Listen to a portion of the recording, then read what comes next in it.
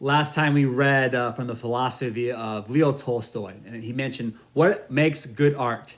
And Tolstoy said how for a writer, there must be a transference of earnest emotion, sincere, unique feelings from the writer to the reader. And then this connection, this bond is formed from artist to audience. And there is no art without an audience. And so anytime you're putting yourself out there publicly, you're also going to be criticized as well. And that's what writing is. Writing is the expression and discovery of how you think and how you feel. So we must embrace our feelings. We must pour it onto the page and let that ink bounce off the paper and into the heart and the head of the reader. And that bond, that connection can be made, which makes, your pen is your instrument to immortality. Tolstoy has been dead for so long, and yet we're now having this connection to Tolstoy through the words. And see, your words create your world. And that's why it's so paramount. We're choosing our words wisely and making sure we're not letting other people's negative words make us become negative. But it's not about, am I a good writer? It's about, am I using my writing to do good?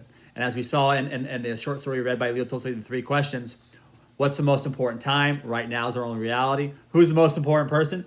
Who's ever in front of you right now? And what's the most important thing to do? Is to do good for the person in front of you right now, always.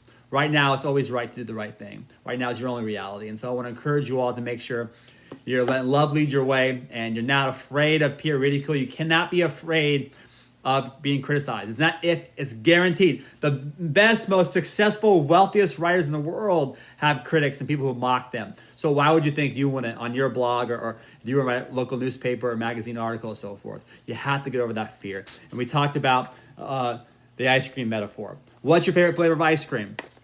And would you stop enjoying that because someone else doesn't like that flavor? And you all said, of course not, right? Well, why would you stop enjoying the flavor of being you and the artist that you are because someone doesn't like who you are? Rocky Road's not trying to be mint chip. Chocolate's not trying to be strawberry.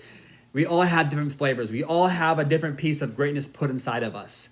And so it's important that we value and love our piece and not try and compare ourselves to someone else. Because when you compare yourself, you lose yourself. But when you compete with yourself, you improve yourself. And that's our goal the whole way in this class through writing and through reading is how can I improve who I am as a person? And then how can I create things that help other people improve and elevate them up, make them feel more good about being who they are. And it goes back to the Tolstoy thing we talked about is the glass half empty or half full? Well, that's not really an important question. So much of the school system is making you answer someone else's questions. You don't gain intellect that way. You gain intellect by creating your own questions. And the real question we should ask is not the volume of the cup, but the contents of the cup. It doesn't matter if it's half full or half empty. It matters what's it full of. Are you full of fear? Are you full of love? What is leading your life? And that's imperative. And that's what writing is. It's asking what's inside of me. What am I all about? What's my purpose? And how can I bring about the best parts of me, and how can I remove the parts of me that I don't like so much? And that's what writing is, this introspection, this reflection. Experience doesn't make you better. Reflection on experience does. And so the more I can reflect and analyze and then bring forth and create stories, because people remember stories and what's embedded in it. And so we want to create stories that will make us live on and that will make others live in a more elevated life because of the content that we created. Every one of you is an artist. You knew it best when you were a small child. And as you've grown, you've just kind of forgotten the most important part of you and you're a little kid, the wonder and the imagination and creativity. We have to get back to that at schools, not based in memorization, but imagination, and not conformity, but creativity. And that's what we're going to try and do in this class every single day, is bring about, have you grow back to that childlikeness where your imagination and belief was so powerful and you believe you could become anything and do anything and create anything.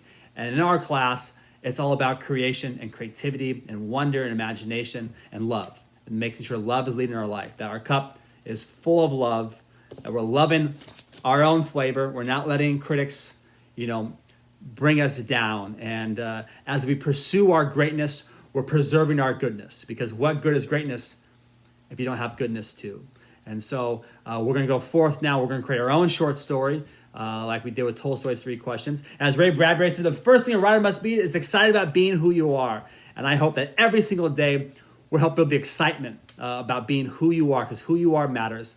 And I love you all big, giant much. Be kind to yourselves. Be kind to each other. I look forward to reading and talking about your stories next week. Have a great weekend. We'll see you soon.